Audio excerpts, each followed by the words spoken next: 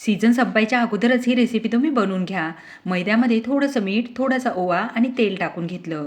चिमूटभर खायचा सोडा जरूर टाका. छान असं मिसळून घ्यायचं. त्याचा गोळा झाला पाहिजे इथपर्यंत तेल घालायचं. पाणी टाकून एकदम नरम असं पीठ चुरून घ्यायचं.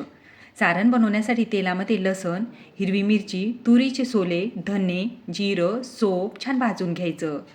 हे भाजल्यानंतर त्यामध्ये कोथिंबिरी, चवीनुसार मीठ टाकायचं आणि मिक्सरमधून एकदम बारीक असं वाटून घ्यायचं. खलबत्त्यात वाटलं तरीही चालेल. आणि थंड झाल्यानंतर त्याचे छोटे छोटे बॉल बनवून घ्या.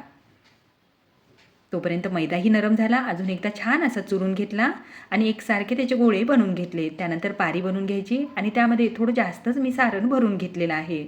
आता या ठिकाणी मला भरलेली कचोरी ही आवडते. एकदम रिकामी रिकामी अशी कचोरी खाल्ल्या जात नाही. छान त्याला प्रेस करायचं. अशाच कचोऱ्या हे बनवून घ्यायच्या. हलकंसं तेल गरम झाल्यानंतर त्यामध्ये कचोरी सोडायची. छान अशी फुलल्यानंतर उलटून घ्यायची. उलट पुलट करून मस्त दोन्ही बाजूनी छान लालसर होईपर्यंत कचोरी बारीक ते मीडियम गॅसवर तळून घ्यायची आहे. एकदम खुसखुशीत अशा ही कचोऱ्या बनवून तयार होते.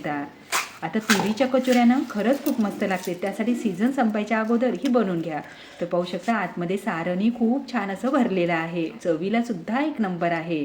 तुम्हाला जशी आवडेल ना तशी खाऊ शकता. पण बनवायची पद्धत कशी वाटली कमेंट्स करा.